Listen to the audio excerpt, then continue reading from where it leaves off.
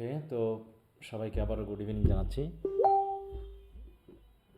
তো আমরা পড়ছিলাম হচ্ছে উইলিয়াম ওয়ার্ডসওয়ার্থের কবিতাগুলো। তার ভিতরে আমরা তিনটা নাবি শেষ করেছি আর ইমর্টালিটি ওয়ার্ডের অর্ধেক মতো পড়েছি আমরা, তাই না? তো আজকে আমরা একটা স্যার। একটা পড়ে শেষ করব।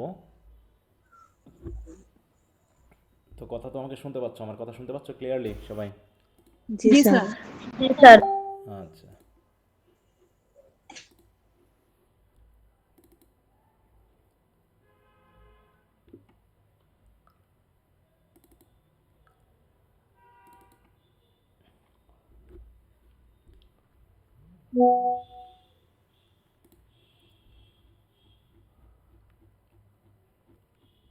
আমরা কতদূর পড়েছিলাম মনে আছে? ধরো তিনটা স্ট্যান্জা পড়ছিলাম। লাস্টের স্যার ৭৬ ওখানে লাইন ছিল 76 লাইন। স্যার।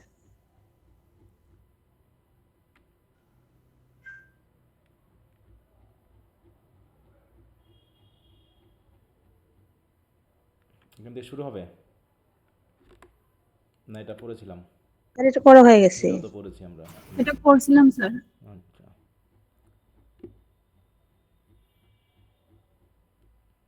এখান থেকে শুরু হবে নাকি? জি স্যার, এই যে এখান থেকে আচ্ছা, আগেরগুলো সবাই একটু পড়েছো? স্যার। বলো। স্যার, আপনি তো যে কবিতা পড়ানোর পর পরই পিডিএফ দিয়ে দেন, এই যে এটার পিডিএফ দিতে কি ভুলে গেছিলেন নাকি? একটু ভুলে গেছিলাম, কারণ ওই দিন আমি বগুড়া থেকে এসেছি, এসে বিভিন্ন কাজে পড়ে গেছি, আর খেয়াল ছিল না। হ্যাঁ স্যার, আমি আপনার এটাই ফলো করি তো, বই পড়ি না, সেই জন্য জিজ্ঞাসা করলাম।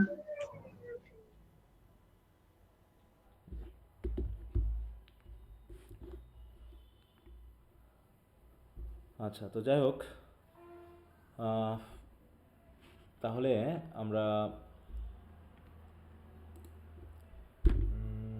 এখান থেকে শুরু করব। তো আমরা এ পর্যন্ত যা পড়েছি তাতে কি পেয়েছি বলো তো? যে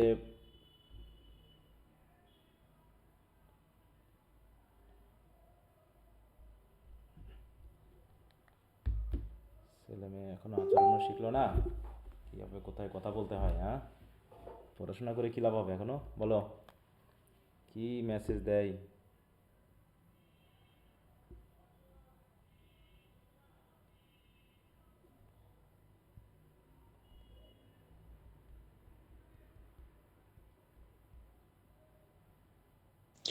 স্যার, বলো। এই যে প্রকৃতির কবি বলা হয় তো জন কিটসকে না? কে বলেছে তোমাকে এটা? আইডিয়া করলা না কেউ বলেছে? না স্যার, কেউ বলেনি। তবে মানে আহ, তারপরে দেখলাম যে উইলিয়াম ওয়ার্ডসওয়ার্থ, পরে আমি একটু কনফিউশনে ছিলাম যে উইলিয়াম ওয়ার্ডসওয়ার্থ না জন কিটস, এই জন্যই জিজ্ঞাসা। সেটাই তো বলছি, তুমি স্যার, কোথায় কেউ শুনেছো বলে বা নাই কবে আমার, থেকে জেনেছো? মানে সরি, আমি একটু কল ধরে নি, দাঁড়াও তো।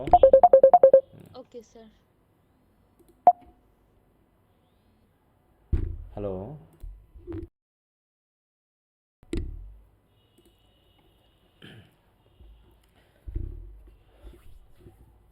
পয়েট অফ নেচার ওয়ার্ডসওয়ার্থকে বলা হয়, কোথাও জন কিটসকে বলা নাই এ পর্যন্ত, ঠিক আছে? জন জি কিটসকে বলা স্যার। হয় সেন্সুয়াস, মানে পয়েট অফ সেন্সুয়াসনেস বা পয়েট অফ বিউটি বলা হয়। তাকে পয়েট অফ নেচার কখনোই বলা হয়নি, তুমি হয়তো ভুল শুনেছো এই জন্য, অথবা হতে স্যার, পারে তাহলে মাথায় মনে এসেছে। হয় এই যে নেচার আর বিউটি মনে হয় আমি ওলট পালট করে হ্যাঁ, ফেলছি। সেটা করেছো। ওটা নিয়ে টেনশন করার তো কিছু নেই, আমরা তো জন কিটস নিয়ে এখনো পড়িই নাই, পড়েছি কোনো কিছু? না স্যার, না তাহলে স্যার। এত টেনশন না করার স্যার। কিচ্ছু নাই। অনেকে তোমরা এত বেশি ওকে। টেনশনে থাকো, পড়াশোনা শুরু করার আগেই টেনশনে পড়ে সব উল্টাপাল্টা করে ফেলো। কোনো টেনশন করার কিছু নাই, ঠিক আছে? তো যখন যেটা দিব সেটা নিয়ে ভাববা, বাকি যা বলি নাই, যা পড়াই নাই, তা নিয়ে ভেবে মাথা নষ্ট করার কোনো কারণ নাই। এত তাড়াহুড়ো ওকে করারও স্যার। কিছু নাই, ঠিক আছে? দেখা যাচ্ছে জি আমরা কি স্যার। করি, একটা জিনিস পড়তে পড়তে আরেকটা জিনিস নিয়ে ভাবতেছি। এখন ভাবছি পোয়েট্রি, হায় রে আমার রিডিং স্কিলস পড়া হয়নি। এবার রিডিং স্কিলস পড়তে গিয়ে আমরা ভাবছি হায় রে আমার প্রোজ পড়া হয়নি। প্রোজ পড়তে গিয়ে ভাবছি আমার তো আইসিটি ধরা হয়নি। দিয়ে দেখা যাচ্ছে এটাও হয় না, ওটাও হয় না, সেটাও হয় না। তুমি যখন যেটা পড়বা তখন সেটা ভালো করে পড়বা, দেখো পড়াটা হয়ে যাবে। পড়া ঠিকই সময় মতো শেষ হয়ে যাবে। শুধু পড়াশোনা কন্টিনিউয়াসলি করতে হবে, এবং যেটা যখন পড়বা সেটা ছাড়া আর অন্য কিছু নিয়ে টেনশন করার কোনো কারণ নাই। মনে থাকবে? Okay sir. আচ্ছা, তাহলে আমরা পূর্বের স্টেঞ্জাতে যেটা পেয়েছি যে আমরা স্বর্গ থেকে যখন এসে পড়ি পৃথিবীতে, নাকি আস্তে আস্তে কি পৃথিবী আমাদেরকে কেমন করে বলো? পৃথিবী আমাকে পুরো আটকে ফেলে নাকি?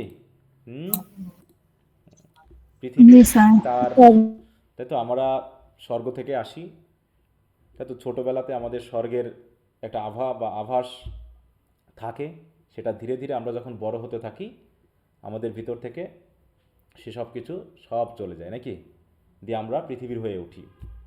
কারণ কি পৃথিবী তার নিজস্ব ভালো লাগা, তারপর যে নিজস্ব যে সকল মানে কি বলবো মানে গুরুত্বপূর্ণ জিনিসগুলো আছে, মজাদার জিনিসগুলো আছে, সেইগুলো আমাদের কাছে প্রদান করতে করতে কি করে আমাদেরকে তার বশে নিয়ে নেয়। তো সেই কথাটাই বলা হবে আমাদেরকে, যে এখন আমরা বড় হয়ে গেছি, হেভেন সম্পর্কে আমরা সব ভুলে গেছি। ঠিক আছে, হেভেন কেমন ছিল, হেভেনলি লাইট কেমন ছিল, সেগুলো সব হারিয়ে গেছে। এখন আমরা পৃথিবীর হয়ে গেছি।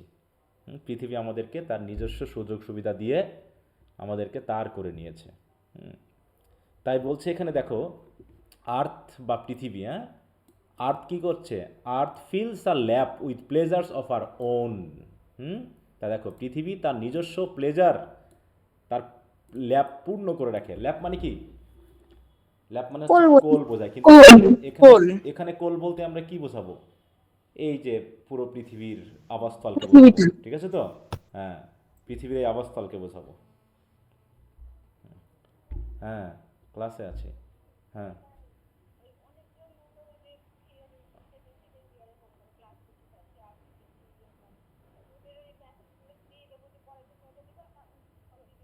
ওই লিঙ্কটা আপাতত দিয়ে দাও, যে বলো যে ক্লাসের পর ইয়া করবা, যোগাযোগ করবা।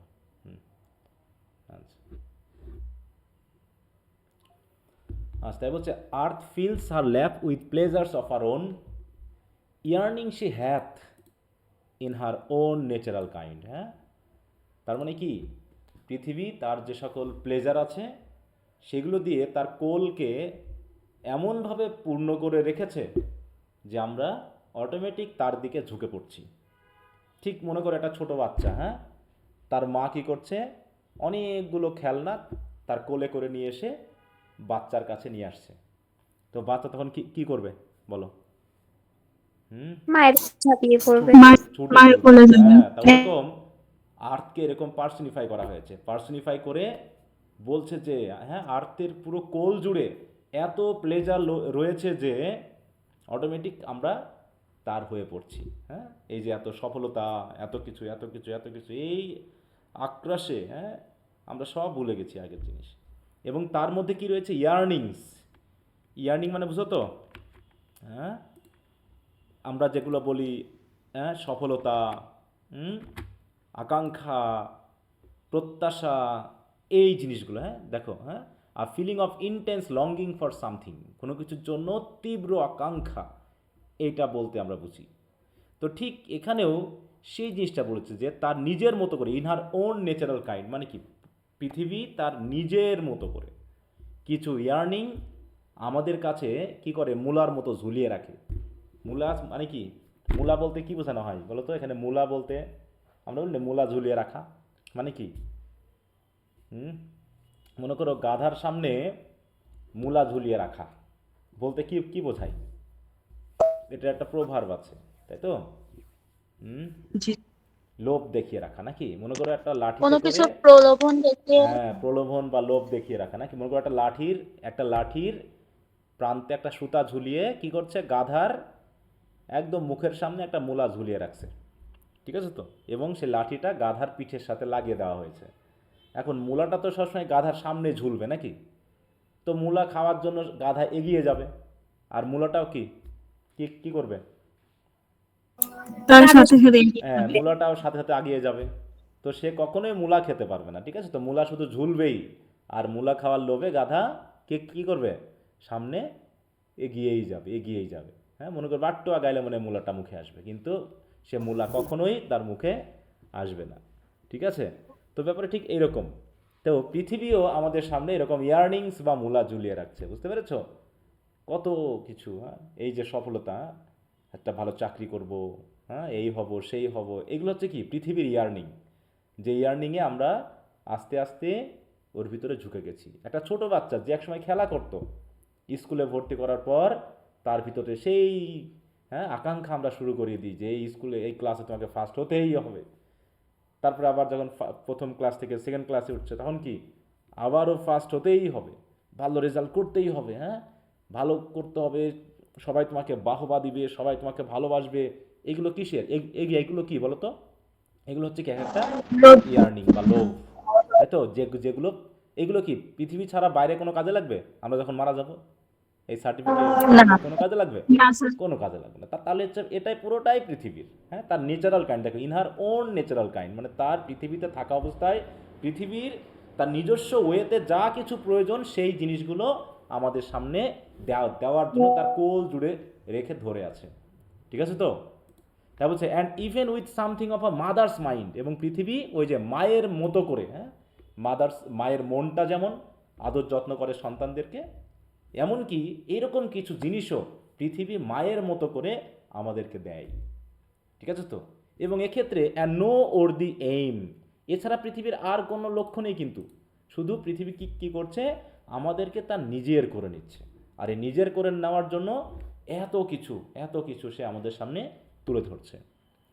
তখন পৃথিবীটা কেমন হয়? The homely nurse doth all she can to make her foster child her inmate man. দেখো, খেয়াল করো, তাহলে পৃথিবী কি হিসাবে কাজ করছে? Homely nurse. যেমন কি অন্যান্য দেশে পিতামাতা দুইজনই ব্যস্ত থাকার কারণে কি করা হয়? নার্স নিয়োগ রাখা হয়। বাড়িতে বা হচ্ছে ডে কেয়ার সেন্টারে নার্স রাখা হয়। তারা করে কি? ওই ছোট বাচ্চাদেরকে পিতামাতা থেকে ভুলিয়ে রাখার জন্য খেলাধুলা থেকে শুরু করে সব ধরনের চেষ্টা করে ওই নার্স। ঠিক আছে তো? তা ওইরকমভাবে পৃথিবীও নার্সের মতো করে সব কিছু করার চেষ্টা করে। দেখো, ডাথ অল শি ক্যান, মানে সে যা পারার কথা সব কিছু সে করে কি করার জন্য? To make her foster child her inmate man. তাহলে যেটাকে ফস্টার চাইল্ড হিসেবে রাখা হয়েছিল, যে চাইল্ডটাকে তার আদর মানে কি যত্ন করার কথা ছিল, সে কি করে? ওই চাইল্ডটাকেই এখন তার নিজের মানুষ করে নেয়। ঠিক আছে তো? তখন নার্সই হয়ে যায় তার বাবা মায়ের মতো। আর ওই বাচ্চাটা তখন কেমন হয়? বাবা মাকে ভুলেই যায়। কারণ নার্স তাকে এত ভালোবাসা দেয় যে নার্সই যেন তার কাছে কি হয়ে যায়? দেখো, ইনমেট মানে কি? একদম অন্তর কাছের মানুষ হয়ে যায়। বুঝতে পেরেছ? আর বাবা মা কথা তারা বাচ্চারা ভুলেই যায়। ঠিক ওরকমভাবে আমরা পৃথিবীতে যখন এসেছি তখন পৃথিবী আমাদেরকে নার্সের মতো করে এমন আদর যত্ন করে যে আমরাও তার হয়ে যাই। আমরা এসেছিলাম স্বর্গ থেকে, আমরা সে স্বর্গের কথা ভুলেই গেছি। এখন আমরা পুরো পৃথিবী নিয়ে ব্যস্ত। পৃথিবীর সফলতা, পৃথিবীর গাড়ি বাড়ি, টাকা পয়সা, সম্পদ, নাম যশ, এইগুলো নিয়ে এত বেশি আমরা নিমজ্জিত হয়ে গেছি যে আমরা আমাদের আসল পিতামাতার কথা ভুলেই গেছি। তাহলে আমাদের আসল ফাদার কে বলো? হেভেন, তাই তো? Forget the glories he hath known, এবং যে গ্লোরি সে জানতো এক সময়। দেখো, forget the glories he hath known মানে কার কথা বলা হচ্ছে? আমাদের কথা। যে গ্লোরির কথা জানতো, মানে সেই হেভেনের যে গ্লোরি সেগুলো যে জানতো, সেগুলো সে এক সময় পৃথিবীর আদর যত্নে সব কি করে? ভুলে যায়। And that imperial palace when she came, এবং যে রাজকীয় প্যালেস থেকে সে এসেছিল, তাই তো? সেটাও সে ভুলে যায়। হোয়েন্স হি কেম মানে কি? যেখান থেকে সে এসেছিল সেই ইম্পেরিয়াল প্যালেসকেও সে ভুলে যায়। তাহলে ইম্পেরিয়াল প্যালেসটা এখানে কে? কোন জায়গাটা? হেভেনটা। তাই এখানে সেটাই বলা হয়েছে। দেখো, দেখো এই জায়গায় যে acting as a homely nurse, the earth does her best to comfort and nurture us, her foster child who lives under her care. Through the abundance of her pleasure and beauty, তার beauty, তার pleasure সব কিছু দিয়ে she attempts to make us forget the divine glory and heavenly home we once knew before birth. তাহলে কি জন্মের আগে আমরা যেগুলো চিনতাম সেগুলোকে ভুলিয়ে দেয়।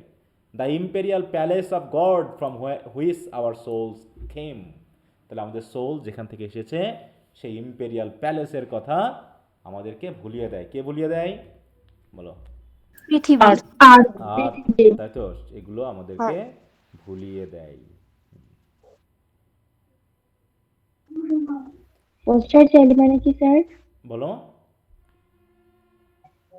পোস্টার চাইল্ড ফস্টার চাইল্ড মানে মানে কি? বোঝো না, ওই যে বললাম যে লালন পালন করা। তুমি মনে করো তোমার সন্তান আছে একটা, আর তুমি আর একটা সন্তান অন্য কারো নিয়ে এসে তাকেও তুমি মায়ের যত্ন দিয়ে বড় করতেছো, তাকে কি বলা হবে? সে কি তোমার আসল সন্তান হবে কখনো? বলো। না। না। তাকে কি কি কিসের সন্তান বলা হবে? হুম। Foster poster child. Child. Foster child মানে যে তোমার নিজের সন্তান না, কিন্তু তাকে তুমি তোমার নিজের মতো করে করছো কি, যত্ন করছো নাকি ভালোবাসছো, এইটাকে বলা হয় পালক ফস্টার পুত্র চাইল্ড। স্যার, বলো। বলছিলাম পালক পুত্র। হ্যাঁ, সেটা যেভাবে তুমি বুঝতে পারো, এখন তুমি বাংলা দিয়ে যেভাবে খুশি তুমি হিসাব করতে পারো, ঠিক আছে। হুম। জি স্যার। আচ্ছা। স্যার লেখাটা একটু জুম করলে ভালো হইতো। আচ্ছা, জুম করলে তোমার দেখা যাচ্ছে সেন্টেন্সগুলো বড় বড় অনেক সময় ইয়া হয়ে যায়। আচ্ছা, তো সমস্যা নেই। আমরা জুম করে নিলেই তো হয়।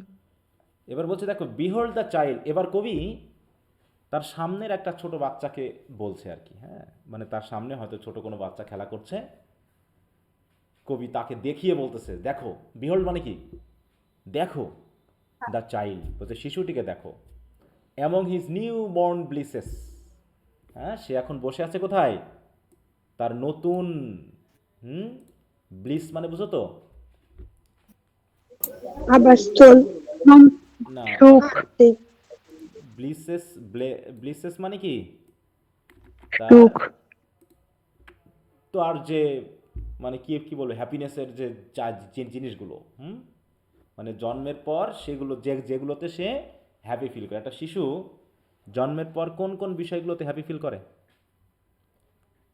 কাজে না খেলাই, খেলাধুলাই?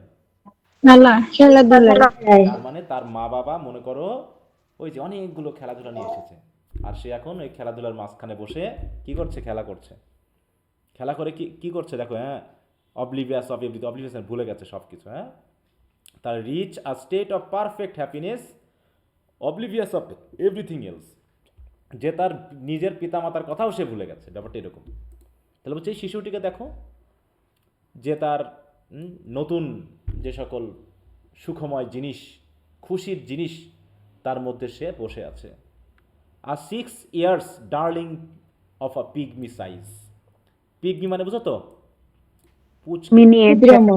পুচকে বুঝো? পুচকে বুঝো? বুঝলে? এটা একটা পুচকে স্যার, রে, হ্যাঁ। ছোট বাচ্চা। হ্যাঁ, ছোট। তাহলে 6 বছরের ছোট বাচ্চা সে এখন কি করছে দেখো। 6 years ডার্লিং। ডার্লিং মানে কি? যাকে আমরা খুবই আদর যত্ন করি, হ্যাঁ, খুব ভালোবাসি, এরকম একটা ছোট, হ্যাঁ। তাহলে ভালোবাসার এক পুচকে সন্তান কি করছে? একটা চাইল্ড দেখো তার খেলাধুলার মাধ্যমে বসে আছে। হচ্ছে সি দেখো, where amid work of his own hand he lies. সে তার নিজের হাত দিয়ে, হ্যাঁ, নিজের হাতে দেখো, হ্যাঁ, কি করেছে? কিছু কাজ সে করেছে। দেখো, where amid work of his own hand, হ্যাঁ, তার নিজের হাতে তৈরি কিছু কাজের মাঝে কি করে আছে? হি লাইজ মানে কি? সে অবস্থান করছে বা বসে আছে বা শুয়ে আছে, ঠিক আছে তো? তাহলে এই তার অ্যামিডিস, দেখো work of his own hand মানে কি? এগুলো কি বোঝাতে যাচ্ছে? তার নিজের হাতের কাজ বলতে কি বোঝানো হচ্ছে? ছোট ছোট বাচ্চারা সময় খেলা করে না, বিভিন্ন জিনিস বানায় না, বলো। যেমন হচ্ছে গ্রামের দিকে গেলে পরে আমরা দেখি কি মাটি দিয়ে মেয়েরা পুতুল বানায়, হ্যাঁ, ছেলেরা কাঠকুট দিয়ে এটা ওটা দিয়ে গাড়ি বানায় না, বলো। জি হ্যাঁ, স্যার। এগুলো জি হচ্ছে স্যার। কি? তার নিজের হাতের তৈরি। এইগুলো সে ওগুলো নিয়ে কি করছে? কাজ করছে, সে ওগুলো নিয়ে খুব ব্যস্ত হয়ে আছে। আর ব্যস্ততার মধ্যে তুমি যদি এখন তাকে আদর করতে যাও, সে আদর কি সে নিবে? বলো। না। হ্যাঁ, তাই বলছে কি যে fretted by sallies of his mother kisses, হ্যাঁ, মানে মা যদি তাকে কিস করতে যাচ্ছে, তাই তো সেই কিসের দ্বারা সে ফ্রেটেড হচ্ছে। ফ্রেটেড মানে বুঝো তো? বিরক্ত হওয়া, বিরক্ত। বিরক্ত হওয়া। তাহলে fretted by sallies of his mother's kisses. Sallies মানে, স্যালি মিন্স, স্যালি মানে তো লাভ। হুম, দেখো এই যে ভালোবেসে আদর করে, হ্যাঁ, দেখো মানে খুব যত্ন সহকারে, হ্যাঁ, হয়তো ধরে একটু দ্রুত কি করতে যাচ্ছে, একটু কিস টিস দিয়ে চলে যেতে যাচ্ছে। তো এরকম আর কি, হ্যাঁ। তাহলে স্যালি বলতে এরকম আর সাডেন চার্জ অফ, মানে কোনো কিছু করা, হঠাৎ করে কোনো কিছু করা, হয়তো দেখা যাচ্ছে সে খেলা করছে, আমরা করি না এরকম যে একটা শিশু খেলা করছে, অমনি আমরা তাকে ধরে কি করি, একটু আদর করে দিই বা চুমো, তখন কি সে বিরক্ত বোধ করে না? বলো। জি যখন স্যার। হ্যাঁ খেলার মধ্যে যদি তাকে এরকম বিরক্ত করা হয়, তাহলে কেমন করে সেটা তোমরা নিজেরাই জানো। তাই বলছে যে fretted by sallies of his mother's kisses with light upon him from his father's eyes. হ্যাঁ, আর ওদিকে বাবারা তো মায়েদের আচরণ কেমন হয় আর বাবাদের আচরণ কেমন হয়? বাবারা একটু কেমন হয় বলো, আদর যত্ন করা, নাকি তারা মানে কেয়ারফুল হয়, মানে তারা হচ্ছে সবসময় একটা কেয়ারের ভিতরে থাকে, হ্যাঁ, রাখে তাদের সন্তানদের। কেয়ারের মধ্যে। হ্যাঁ, এখানে এই লাইট বলতে এখানে কেয়ার বোঝাচ্ছে। বাবা হয়তো দেখা যাচ্ছে সে হয়তো মাটি নিয়ে খেলাধুলা করছে, তাই বাবা এসে কি কি করছে তাকে বলো, এই মাটি নিয়ে খেলা করছো কেন, জ্বর হবে, এই হাত নোংরা হবে, ইত্যাদি হবে, এটা এটা সেটা বলে, যেগুলো হচ্ছে কি বাবাদের চোখে। হ্যাঁ, তাহলে বাবাদের চোখের, তাই তো তাদের যে যত্ন, সেই যত্ন পেয়ে বা যত্নমূলক কেয়ার পেয়ে বাচ্চারা কি হচ্ছে, বিরক্ত হচ্ছে। বিরক্ত হচ্ছে। হ্যাঁ, বা মায়ের কিস পেয়ে সে বিরক্ত হচ্ছে।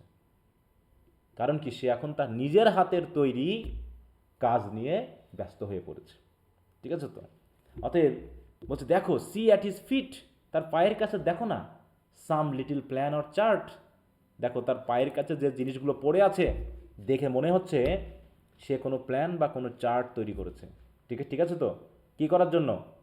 হয়তো কিছু সে তৈরি করবে। হ্যাঁ, some fragment from his dream of human life. হ্যাঁ, মানে কি, মানব জীবনের ছোট ছোট বিষয় যেগুলো আশেপাশে দেখছে বাচ্চারা, সেই জাতীয় কিছু স্বপ্নের কিছু ফ্র্যাগমেন্ট বা টুকরা টুকরা কিছু কাজ সে করবে বলে কি কিছু প্ল্যান বা কিছু চার্ট সে করেছে, যেগুলো তার পায়ের কাছে পড়ে আছে। তার মানে কি, সে খেলাধুলার ছলে, আসলে সে কি খেলা করছে, নাকি খেলাধুলার ছলে সে আসলে পৃথিবীর সাথে নিজেকে আটকে নিচ্ছে? কোনটা হচ্ছে বলো তো? হুম পৃথিবীর সাথে নিজেকে আটকে নেবে। হ্যাঁ, মানে সে খেলাধুলার ছলে কিন্তু পৃথিবীর কাজগুলোই করছে। তার মানে আস্তে আস্তে সে ওই প্রথমে এখন কিন্তু খেলাধুলার মতো মনে হচ্ছে যে সে এখন পুতুল তৈরি করছে, সে এখন ধুলাবালি নিয়ে রান্না খেলা করছে, বা হচ্ছে দেখাচ্ছে ছেলেরা কি করে, বন্দুক নিয়ে পুলিশের মতো করে, হ্যাঁ, তারপর হচ্ছে ধান লাগানো বা ধান কাটার মতো করে তারা ছোট ছোট জমি তৈরি করে খেলা করে। তাহলে এইগুলো কি পৃথিবীর কাজেরই এক একটা অংশ না বলো তো? মানে যেগুলো বড় হলে সে করবে, সেইগুলোরই প্রতি যে তার আগ্রহ, সেই আগ্রহগুলোকেই কিন্তু নির্দেশ করা হচ্ছে। তার মানে তার চিন্তার ভিতরে বা তার মনের ভিতরে পৃথিবীর এই কাজকর্মগুলো অলরেডি কি হয়েছে, ঢুকে গেছে। ঢুকে গেছে। আর সেইগুলো তার সামনে প্ল্যান করে তৈরি করা হচ্ছে। তার মানে সে কি অলরেডি পৃথিবীর হতে শুরু করে দিয়েছে। তার জন্য সে বাবা মায়ের আদরও তার পছন্দ হচ্ছে না, অথচ সে এরকম আদরণীয় কোনো জগৎ থেকে এসেছিল, স্বর্গ থেকে সে এসেছিল, কিন্তু সে স্বর্গের কথা সব ভুলে যাচ্ছে, স্বর্গীয় আদর ভালোবাসাও সে ভুলে যাচ্ছে। ভুলে গিয়ে পুরো পৃথিবীর মতো, পৃথিবীর মানুষ যেমন স্বার্থবাদী হয়ে যায়, তার নিজের কাজ নিয়ে ব্যস্ত থাকে, একটা শিশুও কী হচ্ছে, ধীরে ধীরে তার নিজের কাজের মধ্যে আটকে পড়ছে। আর এই কাজটাই আস্তে আস্তে তার জীবনে বড় হয়ে ওই কাজের ভিতরে সে কি কি হয়ে যাবে বলো, আটকে যাবে নাকি? পৃথিবীর কথা এমনভাবে তার মাথার ভিতরে ঢুকে যাবে যে সেই স্বর্গের কথা ভুলেই যাবে। তারপরে দেখো, some fragment from his dream of human life shaped by himself with newly learned art. তাই তো, যেগুলো সে নিজে শেপ করেছে, কি দিয়ে শেপ করেছে, সে পৃথিবীতে তার বাবা মা ভাই বোন বা যারা আত্মীয় স্বজন আছে আশেপাশের, তাদের কাছ থেকে নতুন নতুন কৌশল শিখেছে, নাকি আর্ট শিখেছে, যে আর্টগুলো দিয়ে সে নতুন করে শেপ করেছে। তাই তো, সে হয়তো দুটো পুতুল তৈরি করে পুতুলের বিয়ে দিচ্ছে, এরকম করে না বাচ্চারা বলো? জি স্যার। মাটি দিয়ে দুটো পুতুল তৈরি করে করে কি করে, পুতুলের বিয়ে অনুষ্ঠান হয়। তার মানে এই বিয়ে অনুষ্ঠান সে কোথা থেকে শিখলো? স্বর্গ থেকে শিখে আসছিল, নাকি পৃথিবীতে দেখছে বলো? হ্যাঁ, পৃথিবী পৃথিবীতে থেকে দেখা। সে আশেপাশে দেখেছে, এখন সেইগুলো সে কি করছে, তার চিন্তা ভাবনার মাধ্যম দিয়ে সেইগুলোকে বাস্তবায়ন করার বা শেপ দেওয়ার চেষ্টা করেছে। দেখো, এই যে মাঝে মাঝে বলা হচ্ছে, হ্যাঁ, যে সে সব ধরনের অভিনয় করে। কখনো সে উইডিংয়ের অভিনয় করে, বিয়ে দেয় না, ছোট ছোট বাচ্চারা বিয়ের অভিনয় করে না, বলো? জি স্যার। হ্যাঁ, বিয়ের অভিনয় করে, অথবা দেখো আ উইডিং অর আ ফেস্টিভ্যাল, অথবা কোনো ফেস্টিভ্যালের আয়োজন করে। আ মোর্নিং, কখনো কখনো মানুষ মারা গেলে শোকের আয়োজন করে। অর আ ফিউনারেল, অথবা কেউ মারা গেলে পারে, তাই তো তাকে যে দাফন করা হয়, সে দাফনেরও অভিনয় তারা করে, করে কি না? ছোট ছোট বাচ্চারা অনেকে মিলে যখন একসাথে খেলা করে, তখন তারা কি করে, জি স্যার। পুতুলের বিয়ে দেয় বা পুতুল বিয়ের অনুষ্ঠান করে। তারপরে কোনো একটা পুতুল মারা গেছে, হ্যাঁ, তাকে কবর দিতে হবে, এইরকম অভিনয়ও কি তারা করতে থাকে। স্যার টুইলাইট গেমে স্যার ডেড গেম। হ্যাঁ হ্যাঁ, যেমন আমরা একটা গেমস অ্যাট টুয়েলাইট দেখছিলাম না, ওরকমভাবে তারা খেলার জি ছলে স্যার। সেইগুলোকে কিন্তু রিপ্রেজেন্ট করে, তাই না? ফিউনারেল গেম আমরা শেষে পেয়েছিলাম নাকি? হুম, জি স্যার। যেখানে অংশগ্রহণ করেনি আমাদের রাভি, তাই তো? And this hath now his heart, আর এগুলোই এখন তার হৃদয়টাকে পুরো জয় করে ফেলেছে। হ্যাথ মানে জয় করে ফেলা, এই জায়গায়, হ্যাঁ, দিস হ্যাথ, দিস মানে কি, এই প্রোগ্রামগুলো বা এই ছোট ছোট কার্যক্রমগুলো তার হৃদয়টাকে পুরো কি করে ফেলেছে, আকর্ষিত করে ফেলেছে, হ্যাঁ, একদম আটকে ফেলেছে। And unto this he frames his song, আর এই আনটু দিস মানে হচ্ছে এই সীমাবদ্ধতার মধ্যেই, এই গণ্ডির মধ্যেই, যে গণ্ডির ভিতরে সে অলরেডি আটকে গেছে, সেই গণ্ডির ভিতরে থেকেই সে তার নিজের গানগুলোকে কি করে, ফ্রেম করে বা তৈরি করে। মানে এখানে গান মানে তার নিজস্ব চিন্তাভাবনা, নিজস্ব ভালো লাগার বিষয়গুলোকে বোঝানো হচ্ছে। ঠিক আছে তো? এখন সে সেইগুলোকে কি কি করছে, ফ্রেম করছে, মানে কি, এখন রূপ দিচ্ছে। কিন্তু পরবর্তীতে then will he fit his tongue, তাহলে যে গানগুলো এতদিন সে রচনা করছিল, আস্তে আস্তে যখন বড় হয়ে যাবে, সেগুলোই, যেগুলো উইডিং বলে সে খেলা করছে, সেই উইডিংটা একসময় বড় হলে কি হবে বলো, বাস্তবায়ন হবে নাকি? নিজে হ্যাঁ, বাস্তবায়ন নিজেই করবে। সে বিয়ে করবে। তাই তাই বলছে কি, then will he fit his tongue to dialogue of business, love and strife. হ্যাঁ, ঝগড়ার অভিনয় করে, ভালোবাসার অভিনয় করে, বিজনেসের দোকানদারির অভিনয় করে, করে না? হ্যাঁ, ডিম বিক্রি করার অভিনয় করে, হ্যাঁ, বা হচ্ছে মশলা বা হচ্ছে সবজি বিক্রি করার অভিনয় করে। তাহলে যেগুলো এতদিন অভিনয় করতো, সেগুলো ছিল তার গানের মতো, যে গানগুলোকে সে এতদিন রচনা করেছে। আর আস্তে আস্তে বড় হয়ে গেলে সেই গানগুলোই একসময় তার নিজের মুখে কি করবে, গাইতে শুরু করবে। নিজের মুখে গাইতে শুরু করা মানে হচ্ছে যেগুলো সে খেলার ছলে করতো, সেগুলো এখন বাস্তব জীবনে বাস্তবিক আকারেই করবে নাকি? হ্যাঁ, দেখো, টু ডায়ালগ জি of sir. Business, love and strive, but it will not be long ere this be thrown aside. কিন্তু এই যে খেলাধুলাগুলো যে সে করছে এতদিন ধরে, হ্যাঁ, এই যে উইডিং ফেস্টিভ্যাল, এগুলো কি বেশি দিন এরা খেলা থাকবে বলো? হুম, না স্যার। খেলাগুলোকে একসময় পাশে সরিয়ে রাখবে, রেখে সেগুলো একদিন বাস্তবায়ন করবে সে। বলছে ইর স্যার দিস, or হ্যাঁ, or strike এটা শোনা to dialect of business love or strike strike দ্বারা কি বোঝাচ্ছে? ওই যে বললাম, ঝগড়া ঝগড়া দ্বন্দ্ব, ঝগড়াঝাটি করে না, অভিনয় করে, খেলা করে না, এরকম, এই তোর ছাগল আমার বাড়িতে আসছে, ঠিক আছে তো, আমার ইয়া খাইছে, সবজি খাইছে, ও নিয়ে ঝগড়া করা। স্ট্রাইক মানে কি, দ্বন্দ্ব বা ঝগড়া, বুঝতে পারছো? জি স্যার। হুম, তাই বলছে but it will not be long, কিন্তু এটা বেশি দিন না, যে ere this be the thrown outside, এই খেলাধুলা সব একসময় পাশে সরিয়ে রাখবে, এবং with new joy and pride, এবং নতুন জয় এবং প্রাইড নিয়ে a little actor comes another part, সে আর একটা পার্ট করা শুরু করবে। মানে কি, এদের খেলার তো শেষ নেই, খেলা শেষ আছে বলো? হুম, আজ একটা খেলা করতেছে, কাল আর একটা খেলা করবে, তারপরে আর একটা খেলা করবে, এভাবে কি হচ্ছে, প্রতিনিয়ত সে বিভিন্ন, তাই তো, আনন্দময় খেলার মধ্যে নিজেকে নিমজ্জিত করে রেখেছে। আর নিমজ্জিত করতে করতে কি হচ্ছে দেখো, দেখো, feeling from time to time his humorous stage. Humorous stage মানে হচ্ছে তার খেলাধুলা বা তার সময় কাটানোর যে, হ্যাঁ, প্লেজারেবল অ্যাক্টিভিটি বা পাস টাইম, সেগুলোকে বোঝানো হচ্ছে। এইভাবে সে কি করে, সময়ের সাথে মিল রেখে বা সময়ে সময়ে তার হিউমারাস স্টেজটাকে ফিল করা মানে কি, পূর্ণ করা। কি দিয়ে পূর্ণ করে? এই বিভিন্ন ধরনের খেলাধুলা দিয়ে, যে খেলাধুলাগুলো আসলে খেলাধুলা না, বরং কি পৃথিবীর কার্যক্রমেরই একটা প্রতিচ্ছবি বা শ্যাডো নাকি, যে শ্যাডোগুলো আস্তে আস্তে সত্যিকার অর্থেই তাকে ঢেকে ফেলে। কি কথা বুঝতে পারছো? হুম, জি স্যার। তাহলে সেই হিউমারাস স্টেজ দিয়ে, মানে তার হাস্যকর মাঝে মাঝে কি কি করবে, অভিনয় করবে, কি দিয়ে দেখো, উইথ অল দ্য পার্সনস, সে সকল ধরনের পার্সনে কিন্তু অভিনয় করে, করে না?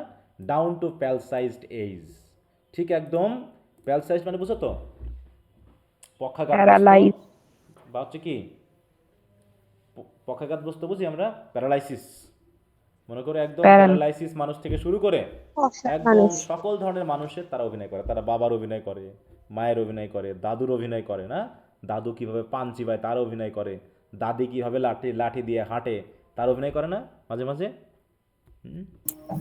জি স্যার। যদি বলা হয় বলো তো তোমার দাদি কিভাবে হাঁটে, তখন দেখবে একটা বাচ্চা কি করছে, একটা লাঠি নিয়ে কুজো হয়ে হাঁটার অভিনয় দেখাচ্ছে। এই তোমার বাবা কি করে, হ্যাঁ মানে ইয়া করে রেগে কথা বলে বলো তো, তখন দেখা যাচ্ছে ওরকম করে রাগ দেখিয়ে সে অভিনয় করবে। তাহলে এরকমভাবে সে কী করছে, সকল পার্সনের, দেখো বলছে with all the persons down to palsied death, একদম পক্ষাঘাতগ্রস্ত মানুষ থেকে শুরু করে সব ধরনের মানুষের, তাই তো অ্যাক্টিভিটি বা এই যে অ্যাক্টর হিসাবে সে কী করে, তাদের সেই পার্টগুলোকে সে পালন করে বা প্লে করে।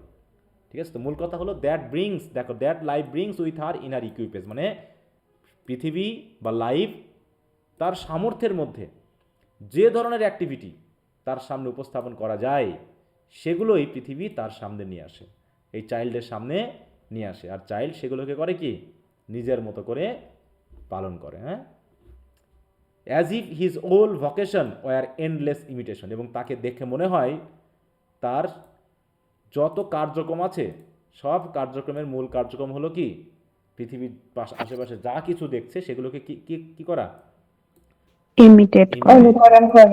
ইমিটেট করা, তাই তো, বা অনুকরণ করা। এগুলো যেন কি এন্ডলেস ইমিটেশন, মানে সে শুধু যেন ইমিটেশনের ভিতরেই আছে, আসলে এগুলো ইমিটেশন করতে করতে একসময় সে সত্যিই বাস্তবায়ন করে ফেলে, নাকি? যে আমরাও তো একসময় ছোট ছিলাম, এই যে আজকে আমি শিক্ষক হয়েছি, টিচার হয়েছি, হয়তো খেলতে খেলতে টিচারের অভিনয়ও একসময় করেছি, এখন আমি বাস্তবেই সেই টিচারের পর্যায়ে চলে এসেছি। তো এভাবে কী করছে মানুষ বা ছোট বাচ্চারা জন্মের পর তার আশেপাশে যা কিছু দেখে সেইগুলো নিয়েই তারা ইমিটেট করে, এবং সেই কার্যক্রমগুলো তারা করার মাধ্যমে আস্তে আস্তে আস্তে আস্তে পৃথিবীর সাথে পুরো কেমন হয়ে যায় বলো, কানেক্টেড হয়ে যায় বা যুক্ত হয়ে যায়। কি কথা বুঝতে পেরেছ? জি স্যার। সারাদিন সে ইমিটেট করতেই থাকে, হ্যাঁ, মা কীভাবে রান্না করেছে, তাই তো, বাবা কিভাবে ধান কাটে, দাদু কিভাবে নিড়ানি দেয়, হ্যাঁ, সেগুলো সে দেখে এবং সে নিজেও এগুলো করার চেষ্টা করে কি না বলো? এগুলো সে করার চেষ্টা করে, আর এই চেষ্টাগুলো একসময় তার ইন্টারেস্ট হতে হতে একসময় পেশাতেই রূপান্তরিত হয়। তারপরে দেখো, in his play the child enacts every type of character that human life contains from youth to old age. His humorous stage, his imaginative world is filled with the various persons. দেখো, হ্যাঁ, বিভিন্ন পার্সনের activity দ্বারা তার জীবনটা যেন পূর্ণ হয়ে যায়, ইমাজিনেটিভ ওয়ার্ল্ডটা, that life brings along, each one representing a different stage and condition of existence. হ্যাঁ, সবাই কী করছে, একটু ভিন্ন মাত্রার ভিন্ন অবস্থানটাকে মেনলি তুলে ধরছে। সরি, আমি একটু প্রশ্নটা শেয়ার করতে আমি একটু ভুলে গেছি। আচ্ছা, সবাই শুনতে পাচ্ছ আমাকে? জি স্যার। হ্যাঁ স্যার। এরপর এতক্ষণ আমরা একটা ছোট বাচ্চার হয়তো কার্যক্রম দেখলাম, যেটা কবি আমাদেরকে দেখালেন যে বিহোল্ড সি, যে কিভাবে the child is very busy with his own activities, that is entertainment, তার নিজস্ব বিনোদন, নিজস্ব খেলাধুলায় কীভাবে সে ব্যস্ত সেটা দেখানো হলো।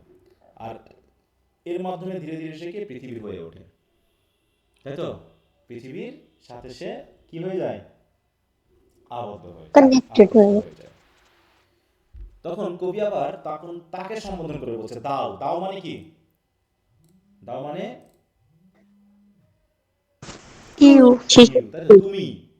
তুমি বলতে কাকে সম্বোধন করছে বলো? শিশু। রিডারকে না শিশুকে? রিডারকে। না না, শিশুকে রিডারকে স্যার। ওই শিশুকে আগে পরে তাহলে বুঝতে পারবে।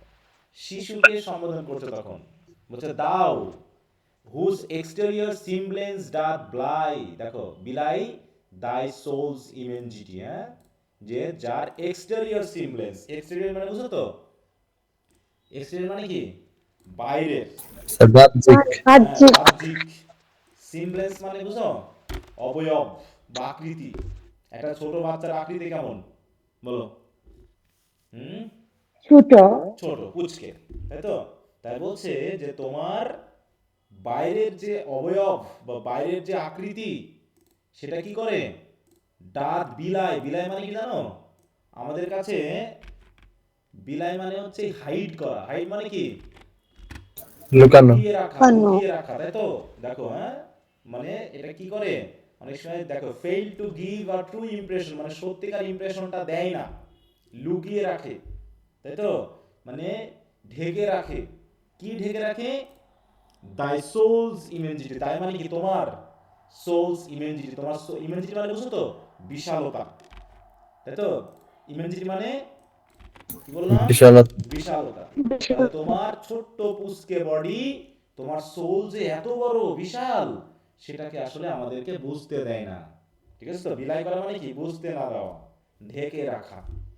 তাহলে তুমি হচ্ছে ছোট, কিন্তু তুমি ছোট হলেও তোমার সোল কিন্তু বিশাল। কারণটা কি? কারণ তুমি তো স্বর্গ থেকে রিসেন্টলি এসেছো নাকি? অতএব স্বর্গ সম্পর্কে তোমার ধারণা আমাদের থেকে কেমন বলো? বেশি। অনেক বেশি। বেশি। ঠিক আছে তো? তাই তোমার সোল হচ্ছে আমাদের থেকেও বিশাল। তুমি হচ্ছে আমাদের কাছে কেমন দাও বেস্ট ফিলোসোফার। আমরা আর কি ফিলোসোফার? তুমি হচ্ছে আমাদের থেকেও উত্তম দার্শনিক। হু ইয়েট ডাজ কিপ দাই হেরিটেজ, যে তুমি এখনো কি করেছো? তোমার ঐতিহ্যকে ধরে রেখেছো। কিসের ঐতিহ্য বলো? স্পিরিচুয়ালিটি। হ্যাঁ, ওই যে স্বর্গের যে ঐতিহ্য, হ্যাঁ, স্বর্গের যে কার্যক্রম, স্বর্গের যে চিন্তা ভাবনা, হেভেনের যে চিন্তা ভাবনা, হ্যাঁ, তারপর কার্যক্রম, এগুলো তুমি এখনো কিপ করে রাখা মানে কি ধরে রাখা। তাহলে যে তুমি এখনো সেই হেভেনলি হেরিটেজ ধরে রেখেছো, আর সেই হিসাবে দাও আই অ্যামং দ্য ব্লাইন্ড, তুমি হচ্ছে কি অন্ধদের কাছে চোখের মতো। এখানে অন্ধ বলতে কি বোঝানো হচ্ছে? চোখে অন্ধ নাকি স্পিরিচুয়ালিটির দিকে অন্ধ বলো? হ্যাঁ, তাহলে স্পিরিচুয়ালিটির দিক থেকে যারা অন্ধ, মানে আমরা বড় হয়ে গেছি তো স্পিরিচুয়ালিটি আমাদের কাছ থেকে হারিয়ে গেছে। আর তুমি তো কিছুদিন আগে এসেছো, তাই তোমার কাছে এখনো স্পিরিচুয়াল ব্যাপারটা আছে। তো সেই হিসাবে তুমি আমাদেরকে স্পিরিচুয়ালিটি সম্পর্কে ভালো শিক্ষা দিতে পারবা। সেই হিসাবে তুমি হচ্ছে আই।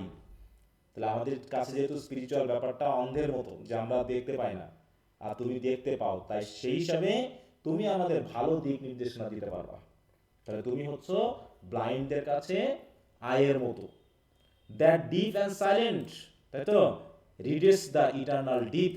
আর তুমি ডিপ এবং সাইলেন্ট হিসাবে, কারণ একটা শিশু যখন প্রথম জন্মগ্রহণ করে, সে কি আমাদের কথা বুঝে? বা হচ্ছে না, আমাদের স্যার। আমাদের কি আমাদের সাথে কথাবার্তা আচার আচরণ করতে পারে বলো? কিছু না, পারে না। স্যার। কারণ সে কিরকম থাকে? ডিপ অ্যান্ড সাইলেন্ট থাকে। কিন্তু ডিপ এবং সাইলেন্ট থাকলেও সে আসলে কি করে? Reads the eternal deep. সে আসলে ওই যে হেভেনলি যে ডেপথ, সেইটাকে সে স্টাডি করতে পারে। পৃথিবীর কোনো কিছু তখন সে স্টাডি করতে পারে না। ঠিক আছে তো? কারণ পৃথিবীতে সে নতুন আসলো, এই জন্য সে পৃথিবীর বিষয় না, বরং সে ইটারনাল ডিপ বা হেভেনলি ব্যাপারটাকে গভীরে অনুভব করতে পারে, যেটা আমরা পারি না। কারণ কি? Haunted for ever by the eternal mind. কারণ তুমি হচ্ছে কি তোমার এই ইটারনাল মাইন্ড দ্বারা তুমি বারবারই হন্টেড হচ্ছ। হন্টেড মানে বুঝছো তো? ভয় পাও। না, ঠিক ভয় পাওয়া বোঝাবে না। ভয় পাওয়া বলবো না, এখানে বলবো কি যেটা সবসময় কি করবে তোমার ভিতরে এক ধরনের কি করবে? প্রভাব করে। এক ধরনের প্রভাব সৃষ্টি করবে, হ্যাঁ, মানে প্রভাব বিস্তার করবে, সবসময় তোমার মনে এসে আঘাত করবে। মানে মন তোমার কাছে ওইটা এক ধরনের উত্তেজনা সৃষ্টি করবে। এইটাকে হন্টেড বলা হচ্ছে। এখানে ভয়ের বিষয় বললে হবে না, ঠিক আছে তো? এখানে তিনি পজিটিভ অর্থে ব্যবহার করেছেন, নেগেটিভ অর্থে না। মনে থাকবে, অনেক সময় কবিরা নেগেটিভ শব্দ ইউজ করে পজিটিভিটিটা আরো বেশি, মানে সুপার পজিটিভ করার জন্য। বুঝতে পেরেছো? ওই যে আমরা এই পাইলাম না যে উইলিয়াম ওয়ার্ডসওয়ার্থ আগের কবিতায় বললেন না যে সে দৌড়ের কথাটা কেমন করে দৌড়ায় না, কেমন করে দৌড়ায় বলো? ভালো সংবাদ নাকি খারাপ সংবাদের সাথে যেমন দৌড় দিই, কোনটা? খারাপ সঙ্গতের সাথে। হ্যাঁ, মানে ভয় পাইলে যে দৌড় দিই, তিনি সেই দৌড়ের কথা বলছেন। তার মানে দৌড়ের ইন্টেন্সিটি বা হচ্ছে ফাস্টনেস বোঝার জন্য এটা ইউজ করেছেন। নেগেটিভ অর্থে নয়। সুতরাং তাহলে আমরা আমাদের সোলটা ছোট হয়ে গেছে, পৃথিবীর মানে কি বলবো জঞ্জালে পড়ে এই আবদ্ধ বা জেলখানার মতো অবস্থায় পড়ে আমাদের সব হারিয়ে গেছে। আর তোমার সোলটা এখনো ইমেন্স, তুমি এখনো সর্বটাকে স্টাডি করতে পারো, পড়তে পারো, বা তুমি বুঝতে পারো, যেটা আমরা পারি না। আর এই কারণেই তুমি হচ্ছে বেস্ট ফিলোসোফার, তুমি হচ্ছে মাইটি প্রফেট, তুমি হচ্ছে কি আমাদের কাছে কি কেমন শক্তিশালী প্রফিট। প্রফেটের মতো, সিআর ব্লেসড। আর তুমি হচ্ছে আমাদের কাছে সিআর মানে বুঝো তো, আমরা ইয়ার কথা বলেছিলাম, এডিপাস রেস পড়েছি। টাইরিসিয়াসের হ্যাঁ, টাইরিসিয়াস যেমন ভবিষ্যৎ দেখতে পাই। যিনি কি অতীত ভবিষ্যৎ সব বুঝতে পারেন, তাই তো? অতীত ভবিষ্যৎ সব বুঝতে পারেন, ঠিক ওইভাবে তুমি হচ্ছে আমাদের কাছে ওরকম ব্লেসের মতো, সরি সিআর এর মতো, বুঝতে পেরেছো? তুমি হচ্ছে কি একজন এরকম আশীর্বাদ প্রাপ্ত কিসের মতো, সিআর এর মতো। বা ভবিষ্যৎ বেত্তা বলা হয়, হ্যাঁ, ভবিষ্যৎ বেত্তা। যারা ভবিষ্যৎ পড়ে বুঝতে পারে, প্রফেসি করতে পারে, ভবিষ্যৎবাণী করতে পারে। তো তুমি আমাদের কাছে এরকম, তোমরা সহজে বলে দিতে পারবা পৃথিবী থেকে, মানে স্বর্গ থেকে এসে, যে পৃথিবীর কি হতে পারে ভবিষ্যতে, পৃথিবী কেমন চলছে, এগুলো তুমি ভালো করেই বলতে পারবা, যেটা আমরা পারবো না। ওকে, কারণ কি on hmm those truth that rest, কারণ তোমার উপরেই যত সত্য কে কি করে, রেস্ট করে। সত্য রেস্ট করা মানে কি, অবস্থান করা। তোমাকে দেখলে বোঝা যায় যে সত্য কি জিনিস, আর আমরা মিথ্যা জিনিস নিয়ে ব্যস্ত হয়ে আছি নাকি, মিথ্যা কার্যক্রমে আমরা ব্যস্ত আছি, মিথ্যা ভণ্ডামি, মিথ্যা ভাব, মিথ্যা সফলতা, মিথ্যা অহংকার, এগুলো নিয়েই আমরা ব্যস্ত হয়ে আছি। কারণ which we are trialling all our lives to find. দেখো, হ্যাঁ, তাহলে যে সত্যগুলো খোঁজার জন্য আমরা সারা জীবন ধরে পরিশ্রম করছি, ট্রায়াল মানে কি, পরিশ্রম করা, সেই সত্য তোমাদের কাছে আছে। মানে তোমাদের কাছে অলরেডি সত্য আছে, আর ওই সত্য খোঁজার জন্য আমরা করছি কি বলো, সারা জীবন পরিশ্রম করে যাচ্ছি। কোথায়? এবং শেষ পর্যন্ত in darkness lost, the darkness of the grave, হ্যাঁ, কবরের মতো ডার্কনেসে আমরা হারিয়ে যাই এই পরিশ্রম করতে, শুধু সত্য খুঁজতে খুঁজতেই আমরা শেষ হয়ে যাই, অথচ যে সেই সত্য তোমাদের কাছে আছে। তাহলে তোমরা আমাদের থেকে কত বেশি শক্তিশালী, হ্যাঁ, বা কত বেশি উত্তম, সেটা কবি বোঝাতে চেয়েছেন। কি কথা বোঝা গেল? জি স্যার। এবার কি বলছে, তাই over whom the immortality broods like the day. আর তুমি হচ্ছে এমন, তাই তো, যে যার উপরে ইমর্টালিটি কি কি করছে, বিরাজ করছে। ব্রুডস তোমার মানে বিরাজ করা, ঠিক আছে তো? তাহলে হুম, তাহলে হচ্ছে over whom the immortality broods like the day. একটু মিউট রাখো, মিউট রাখো, মিউট মিউট। তোর কাছে দিতাম ছিলাম মোদির ছবিটা ডাক মনে নেই, তুই যদি তারা থাকবো আমি কিতাম কর। একটু মিউট রাখো, মিউট। তোরা তো হিটটা নেই।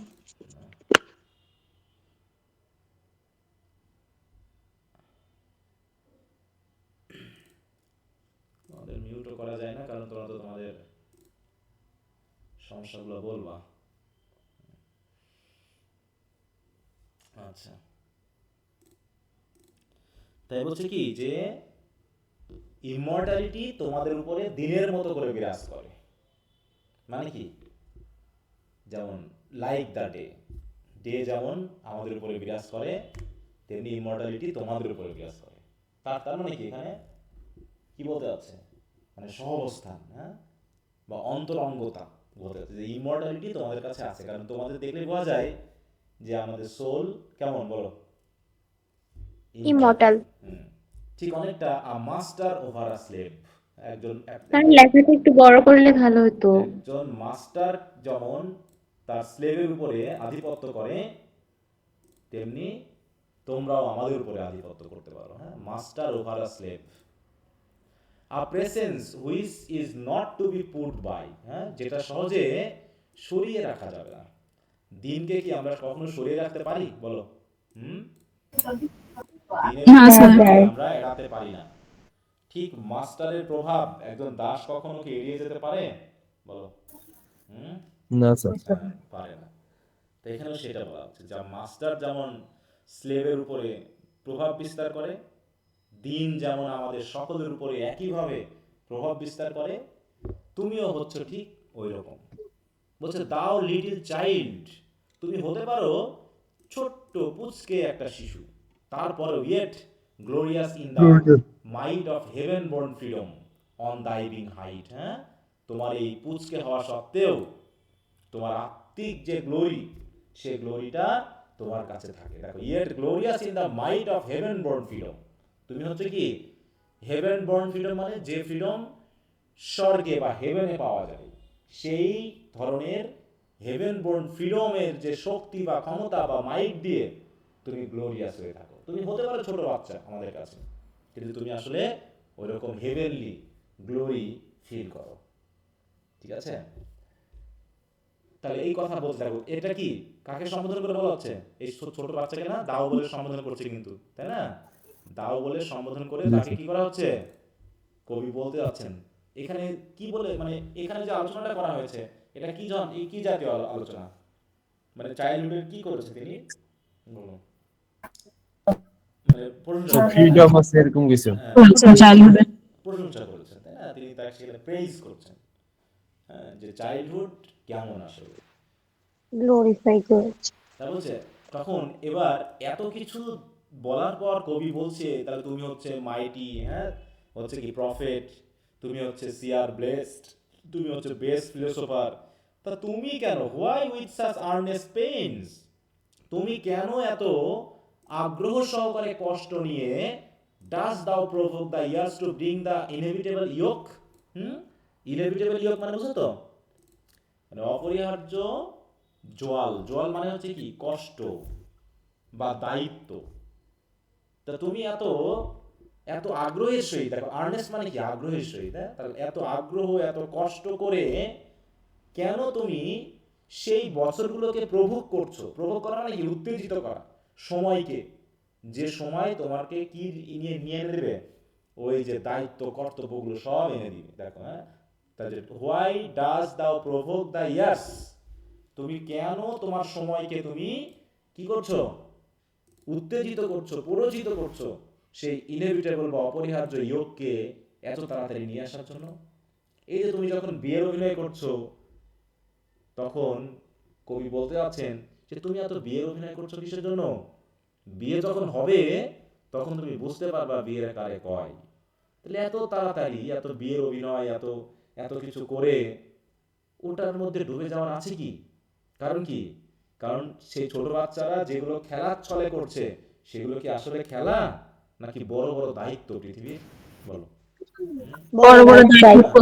তাই বলছে জোর করে, তুমি কেন এত তাড়াতাড়ি জোর করে তোমার সময়কে তুমি বলতেছো যে তুমি আমাকে এইগুলো করাও, তুমি আমাকে এইগুলো শেখাও। যখন এর ভিতরে ডুবে যাবে তখন বুঝবা। তাই বলছে দেখো, দাস ব্লাইন্ডলি উইথ দাই ব্লেসেডনেস অ্যাট স্ট্রাইফ, তুমি কেন অন্ধভাবে তোমার এই ব্লেসেডনেসকে তুমি স্ট্রাইফে ফেলছো, তাই না? তোমার সেই আশীর্বাদ প্রাপ্ত সময়কে, তুমি ছোট আছো, তুমি খেলাধুলা করছো, কিন্তু খেলাধুলা করছো ঠিক আছে, কিন্তু এই খেলাধুলার মাধ্যমে তুমি যেগুলো করছো সেগুলো তোমার কাছে খেলা মনে হলেও আসলে এগুলো হচ্ছে কি বড় বড় দায়িত্ব। রান্না করাটা বড়দের দায়িত্ব। রান্না করা কি খুব আনন্দের জিনিস? বলো। হুম, মোটেও না স্যার। যারা রান্না করে তারা জানে। তারপরে মাঠে গিয়ে ধান লাগানো, ধান কাটা, এগুলো কি খুব আনন্দের জিনিস? বলো। না স্যার। না স্যার। হ্যাঁ, তাহলে এগুলো আনন্দের জিনিস না, কিন্তু সে খেলাধুলা করে আনন্দ পাচ্ছে। তাই কই বলছে এগুলোতে আনন্দ পাওয়ার কিছু নাই, কারণ খুব শীঘ্রই সেগুলো তোমার কাঁধে এসে কি হবে বলো, পড়বে, পড়তে হবে। নাকি?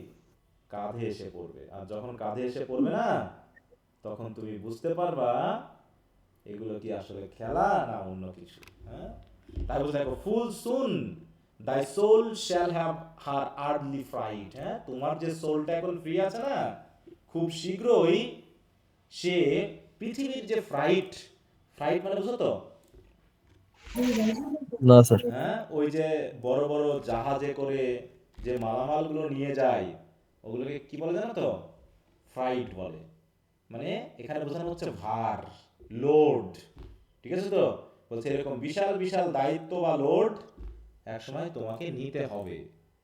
বলছে ফুল সুন মানে খুব শীঘ্রই তোমার সোলকে আর্লি যে সকল দায়িত্ব কর্তব্য আছে খুব তাড়াতাড়ি নিতে হবে। অতএব এত তাড়াহুড়ো করো না। অ্যান্ড কাস্টম লাই আপন দি উইথ আ ওয়েট, এবং কাস্টম মানে কি, পৃথিবীর যে নিয়ম কানুন দায়িত্ব প্রথা এগুলো তোমার উপরে কিসের মতো করে আসবে? দেখো, লাই আপন দি উইথ আ ওয়েট, ভারের মতো করে থাকবে। হ্যাঁ, পারের মতো। তখন মনে করবা হাই রে কিসের মধ্যে এসে পড়লাম। হুম, তাহলে একদিকে দায়িত্ব কর্তব্য প্রথা নিয়ম কানুন একসময় তোমাকে এমন ভাবে জাপটে ধরবে না, কেমন ভাবে, হেভি অ্যাজ আ ফ্রস্ট। ঠিক, ফ্রস্ট মানে কি, তুষারের মতো। হ্যাঁ, তুষারের মতো তোমাকে চেপে ধরবে। And deep almost as life, এবং এটা কতদিন থাকবে? যতদিন বেঁচে থাকবে তোমার জীবন আছে। তাহলে জীবনের মতো গভীর, মানে তোমার জীবন যতদিন আছে এই কাস্টম, এই আর্লি ফ্রাইট, তাতে এই হেভিনেস সব কিছু তোমার উপরে থাকবে। তো এত তাড়াহুড়ো করছো কেন নিজেকে এই সব কিছুর মধ্যে যুক্ত করার জন্য? বরং ফ্রি আছো, ফ্রি থাকো। ঠিক আছে তো? কবি কাকে বলছে কথাগুলো? চাইল্ড শিশুকে শিশুটাকে, চাইল্ড। হ্যাঁ, তুমি ছোট বাচ্চা, তোমার অনেক ক্ষমতা, অনেক মানে অনেক ক্ষমতা, অনেক শক্তি, অনেক জ্ঞান আছে স্বর্গ সম্পর্কে, কিন্তু তুমি কি করছো? ওইসব বাদ দিয়ে এখন পৃথিবীর হওয়ার জন্য চেষ্টা করছো। হ্যাঁ, পৃথিবীর দায়িত্ব কর্তব্যগুলো মাথায় নেওয়ার জন্য খুব তাড়াহুড়ো করতেছো। এত তাড়াহুড়ো করার কিছু নেই, কারণ সবকিছু এমনিই চলে আসবে। ইনএভিটেবল মানে কি, অপরিহার্য, যা তোমার কাছে এমনিতেই আসবে, তুমি এখান থেকে দূরে চলে যেতে পারবা না। সেটা জোয়ালের মতো আসবে। জোয়াল কি, ওই যে গরুর কাঁধে ফেলা হয়, তাই না? জোয়াল সবসময় দায়িত্ব কর্তব্যকে সিম্বলাইজ করে, কারণ কাঁধে নেওয়া মানে কি, গরু যখন কাঁধে তার জোয়ালটা নেয় তার মানে কি, ভার বহন করা বা দায়িত্ব নেওয়া, নাকি? হ্যাঁ। এখন অবশ্য গরু ছাগল দিয়ে কি আর গাড়ি টানানো হয় খুব একটা? না না স্যার। স্যার। এখন তো মোটামুটি মেশিনে সব কিছু করছে। আগের যুগে গরু ছাগলকে ভারও বহন করতে হতো, আবার দেখা যাচ্ছে যে বাজারে বিক্রি করে জবাই করে কেটেও খেয়ে নিত। আর এখন অবশ্য এই ভার বহন করা থেকে মুক্তি পেয়েছে গরু ছাগলগুলো। ঠিক আছে, মহিষ এগুলো। অবশ্য গাধা এবং ঘোড়ার কাজ কি, সবসময় ভার বহন করা, এদের অন্য কোনো কাজ নেই, ঠিক আছে? হ্যাঁ, কারণ ঘোড়ার মাংস গাধার মাংস তো আর মানুষ খায় না। যদি খাইতো তাহলে পালন করা যেত, কিন্তু যেহেতু এ শুধু মাল বহন করার কাজে লাগে বা হচ্ছে চলাচলের কাজে লাগে, এখন যেহেতু মোটরসাইকেল উঠেছে, গাড়ি উঠেছে, এই জন্য আর ঘোড়ার প্রয়োজন হয় না। এই জন্য এলাকা ভিত্তিক আর ঘোড়া খুব একটা দেখা যায় না। দেখা যায় বলতো? দেখা যায়? না স্যার। দেখা না যায় স্যার। না। কারণ ঘোড়া কিনে কি করবে মানুষ? শুধু কি খাওয়াবে? একে যদি কাজে না লাগাতে পারে, হচ্ছে ঘোড়াকে খাওয়ানো হচ্ছে আমার মোটরসাইকেল খাওয়ানোতে টাকা কম লাগবে, নাকি? হুম, কারণ ঘোড়ার যে কষ্ট, হ্যাঁ, ঘোড়াকে চড়ানো, ঘাস কেটে এনে খাওয়া, আর ওর পিঠে চড়ে আর কত দ্রুতই বা যেতে পারি, কিন্তু এখন রাস্তা পাকা। হ্যাঁ, মোটরসাইকেলে করে যাওয়া। তো যাই হোক, এখানে যেটা বলছিলাম, তাহলে কি হচ্ছে, কবি এই ছোট বাচ্চাকে কি করছে, সাবধান করছে যে be careful not to be so fast, হ্যাঁ, সো আর্নেস্ট, টু বি কি হতে engaged into worldly activities. Worldly অ্যাক্টিভিটিসে নিজেকে এনগেজ করার জন্য এত তাড়াহুড়ো করার চেষ্টা করো না। তাড়াহুড়ো করার কিছু নাই। ঠিক আছে? তারপরে কি বলছেন? ও জয়। হ্যাঁ, এবার কি বলছেন জয়কে? কবিতাটা একটু বড়ই। হ্যাঁ, এক একটা স্টেঞ্জাও অনেক বড় বড়। কি বোঝা যাচ্ছে কিছু? জি স্যার। জি স্যার। একটু বড় করে নিই। ও জয়, that in our embers is something that doth live. হ্যাঁ, বলছে মানে জয়কে তিনি এবার সম্বোধন করছেন। জয় কি আমাদের জীবনে আছে বলো? হুম, এই যে কথাটা, এই কথাটা নিশ্চিত আনন্দ করে বলেনি, তিনি একটা দীর্ঘশ্বাস নিয়ে বলেছেন ও জয়। জয় যে কি জিনিস, যে জয়টা ইন আওয়ার এম্বার্স ইজ সামথিং। হ্যাঁ, এম্বার্স মানে বুঝি আমরা, এম্বার্স। এম্বার্স বুঝো, যেমন হচ্ছে মানে কিছু অবশিষ্ট পড়ে থাকা, হ্যাঁ, যে মনে করো কাঠে তুমি আগুন জ্বালিয়েছো, কাঠে আগুন জ্বালানোর পর, গনগনে আগুন জ্বালানোর পর কাঠের যখন শক্তি শেষ হয়ে যায়, তখন কি আগুন কি আর গনগন করে জ্বলে? বলো। হুম? না স্যার। নাকি কাঠের না ভিতরে স্যার আগুন থাকে? যেমন হচ্ছে বার্নিং কোল যদি আমরা একটু দেখাই, বার্নিং উড,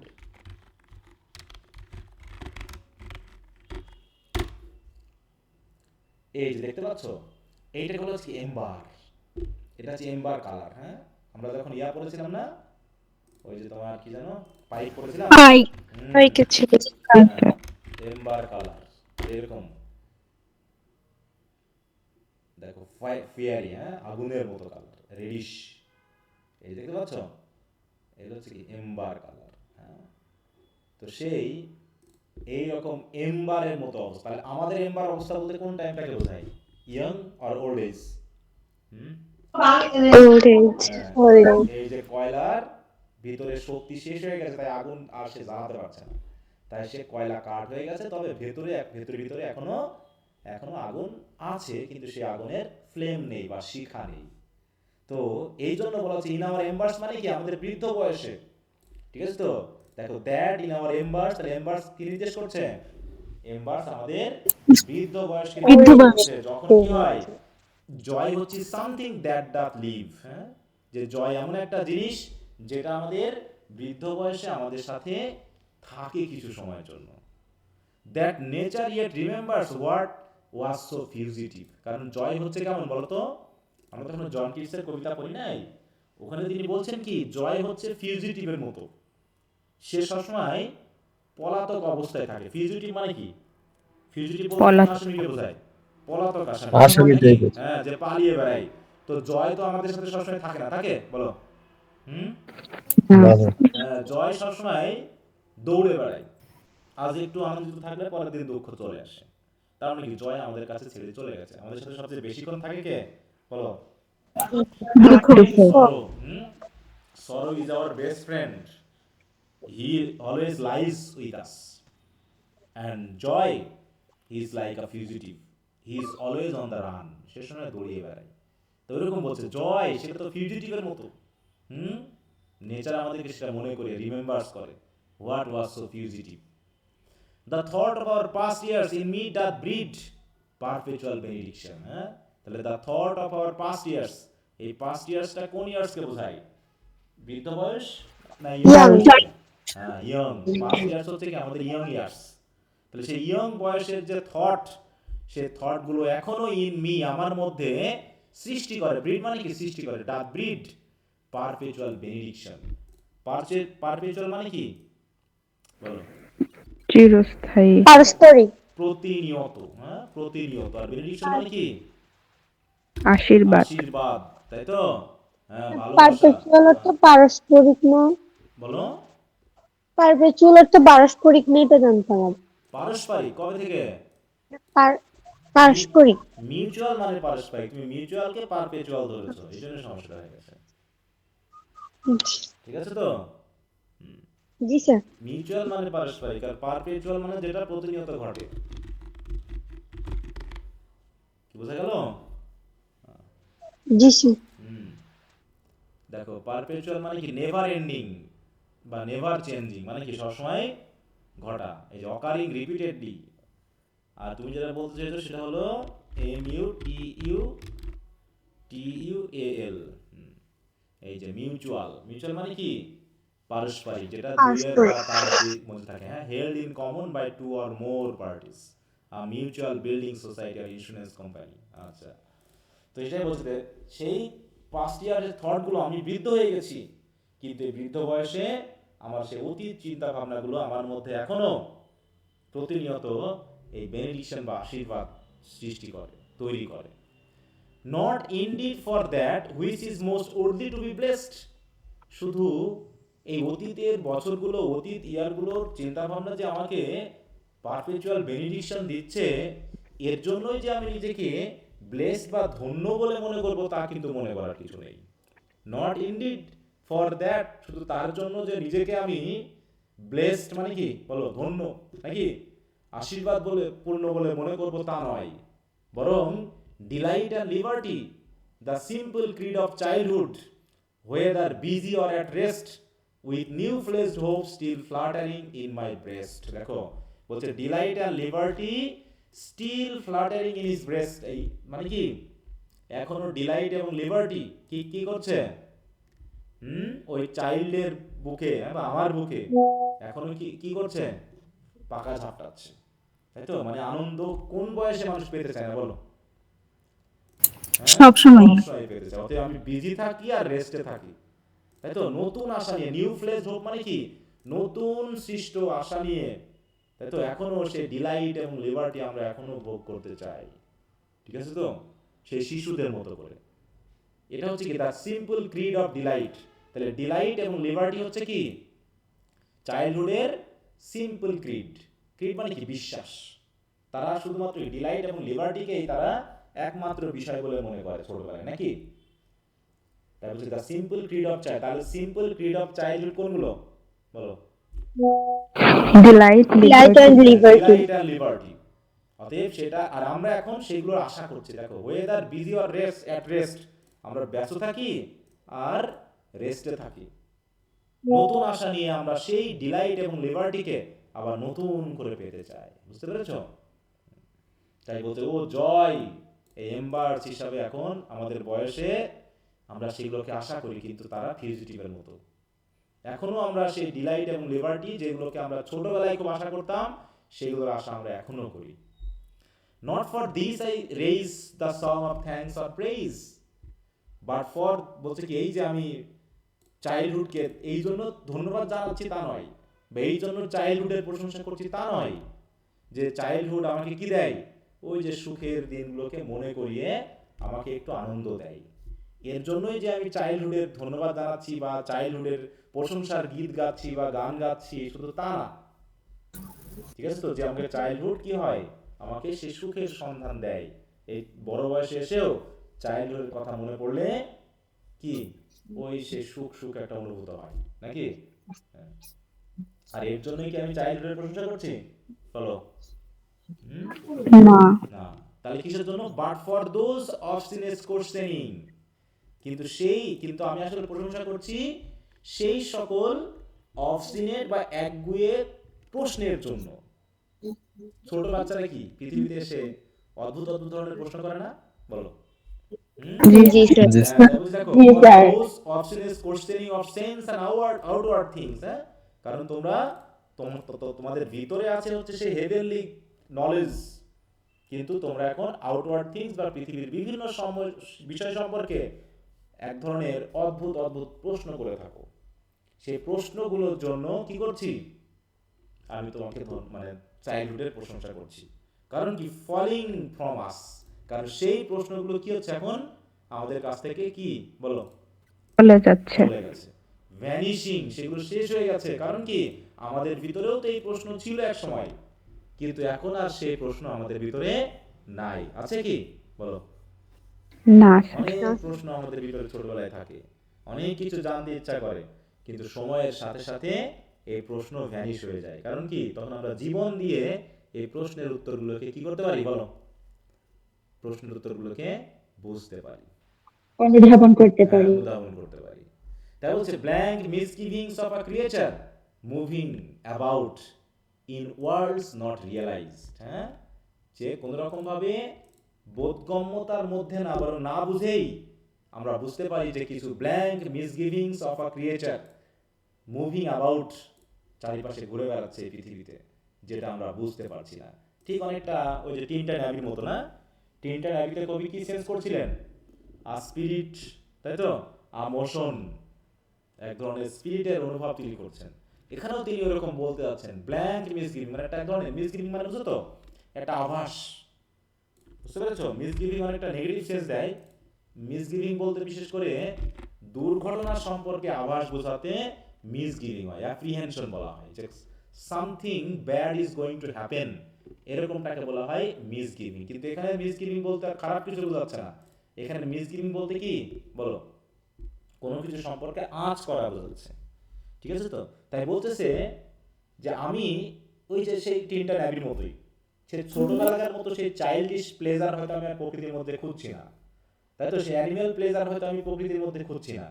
কারণ কি? কারণ এখন আমি বড় হয়ে গেছি এবং আমার মাইন্ডটা কেমন হয়ে গেছে, ফিলোসফিক হয়ে গেছে নাকি। এখন অনেক কিছুই আমি কি করতে পারি, পৃথিবী সম্পর্কে অনুধাবন করতে পারি। যেগুলো একসময় শুধু কোশ্চেন ছিল, হ্যাঁ, অবসিনিয়াস কোশ্চেন ছিল, সেগুলো এখন আমার কাছে আর নেই, সেগুলো ভ্যানিশ হয়ে গেছে, কারণ আমরা এখন সেগুলো বুঝতে শিখেছি। অতএব high instinct before which our, দেখো, mortal nature tremble like a guilty thing surprised. এখন আমরা সেই ধরনের হাই ইনস্টিংক্ট অর্জন করেছি। ইনস্টিংক্ট মানে বুঝছো তো?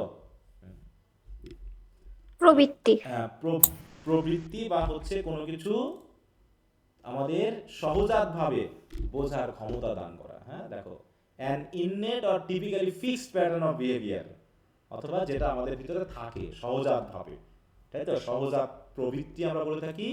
সেই ইনস্টিংক্টের মাধ্যমে, দেখো, হাই ইনস্টিংক্ট, যে হাই ইনস্টিংক্ট কি করে, before which our mortal nature did tremble like a guilty thing surprise. হ্যাঁ, তাহলে হাই ইনস্টিংক্টের কাছে আমাদের সেন্সগুলো যেন এরকম ট্রিম্বল করে, ভয় পেয়ে যায়। ঠিক আছে, কারণ হাই ইনস্টিংক্ট এমন একটা বিষয় যেটা সহজেই আমাদের ভুলগুলোকে ধরিয়ে দিতে পারে। তো সেই হিসাবে অন্তত আমি এখন সেই বিষয়গুলো অর্জন করেছি বড় হয়ে যাওয়ার কারণে। ঠিক আছে তো, এখন যেহেতু আমি অ্যাডাল্টহুডে পৌঁছে গেছি, ওই কোশ্চেনগুলো আমার কাছে আর নেই, কিন্তু তারপরেও দেখাচ্ছে কি আমি এইগুলো যেহেতু রিয়েলাইজ করতে পেরেছি, এই জন্য আমি নিজেকে ধন্য মনে করছি নাকি।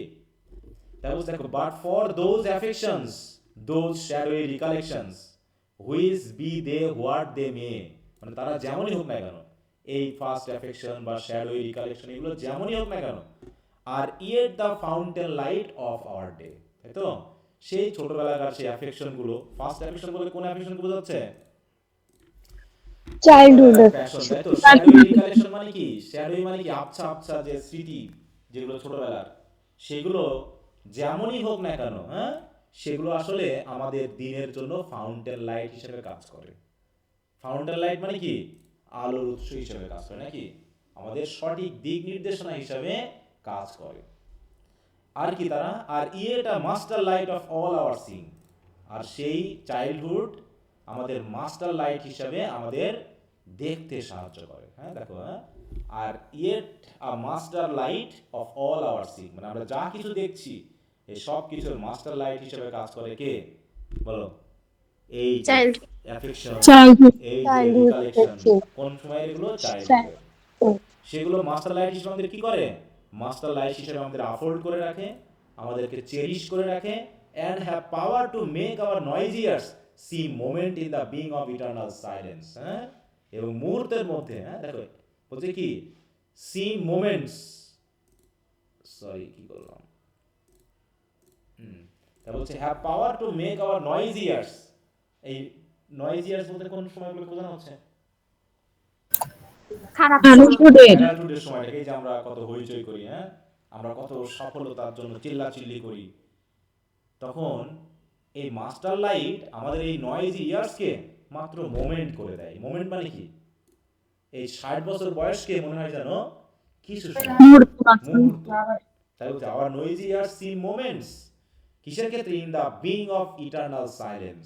ইটারনাল সাইলেন্স মানে কি?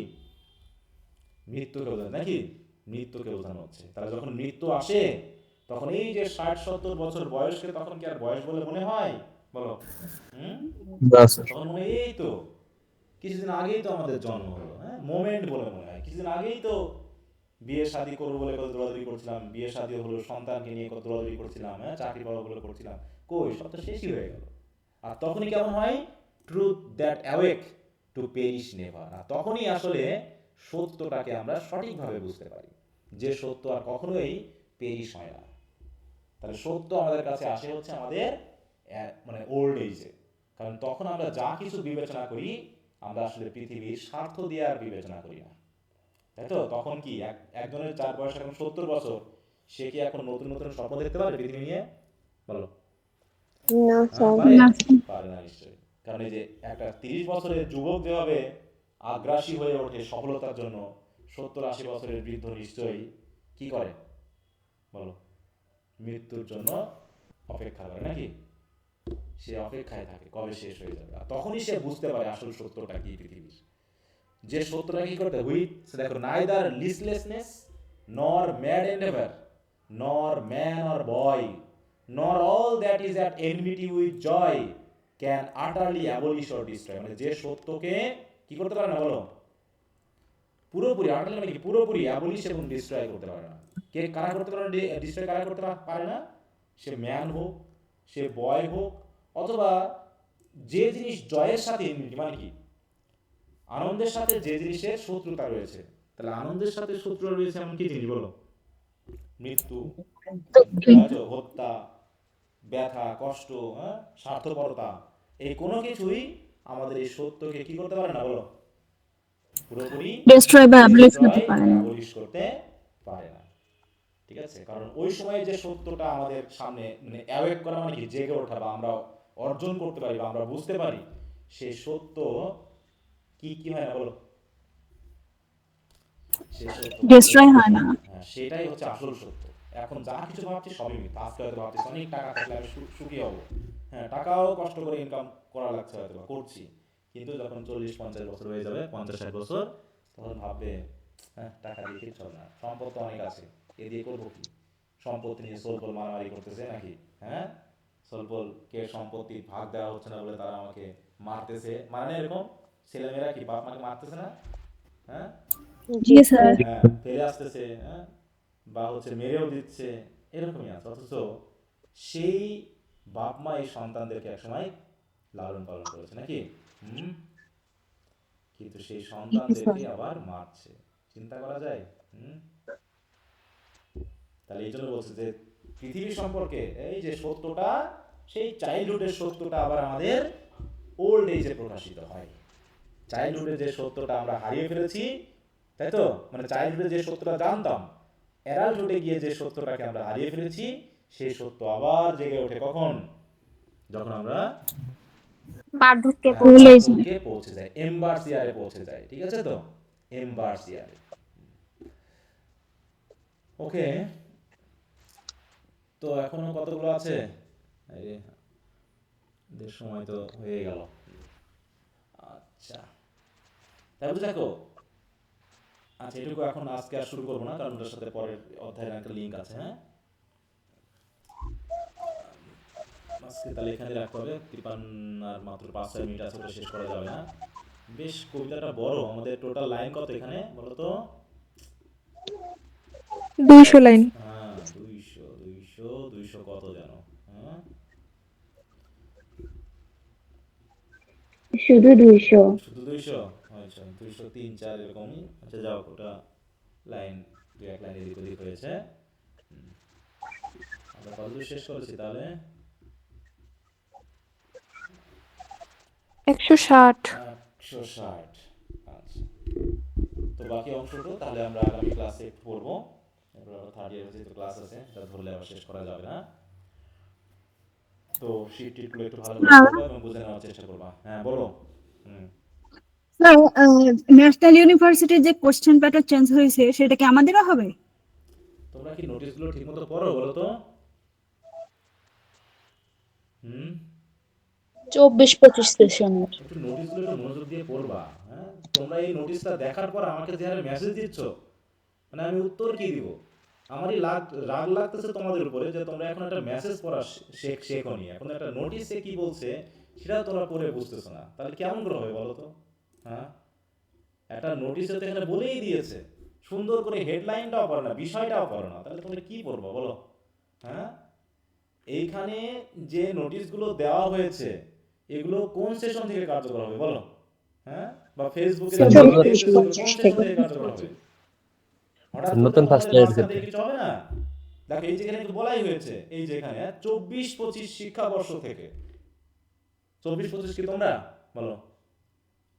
না স্যার। অতএব এখানে যে নোটিশগুলো দেওয়া হয়েছে সবই হচ্ছে কি তোমার 24-25 সেশন থেকে।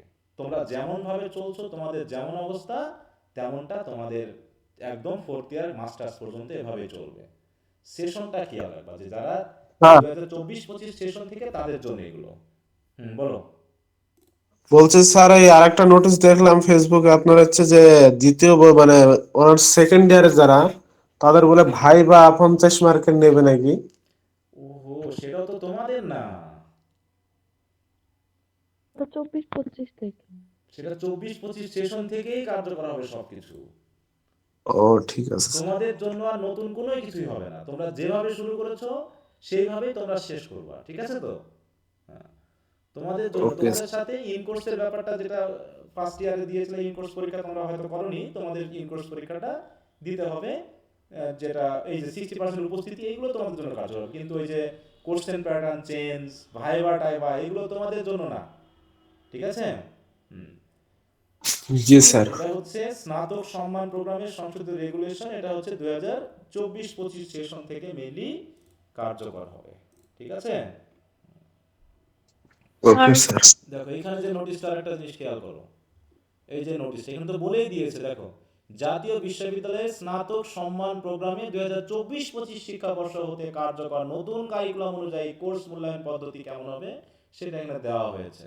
অ্যাসাইনমেন্ট থাকবে, ক্লাসে উপস্থিত থাকবে, ইন কোর্স 2টা দিতে হবে। এগুলো কাদের জন্য? তোমাদের জন্য। এই বছর যারা নতুন ভর্তি হবে তাদের হ্যাঁ, জন্য। যারা নতুন ভর্তি হয়েছে 2024-25 তাদের জন্য। তবে এখানে একটা বিষয় রইলো, তো তোমরা তো ফার্স্ট ইয়ারে পরীক্ষা দিয়েছিলে তাই না? কিন্তু কেউ যদি 2023-24 ভর্তি হয়েও যদি কেউ ফার্স্ট ইয়ারে পরীক্ষা না দেয়, তাহলে তাকেই 2024-25 অনুসারে পড়াশোনা করতে হবে। এইটা একটু বুঝে নিতে হবে, ঠিক আছে? এই নোটিশটা এখানে বলা হয়েছে যে যারা 2023-24 তারা ধরো যদি পরীক্ষা না দিয়ে থাকে, যারা পরীক্ষা দিয়ে ফেল করবে, ইমপ্রুভ দিবে, তারা ওল্ড সিলেবাসে হবে।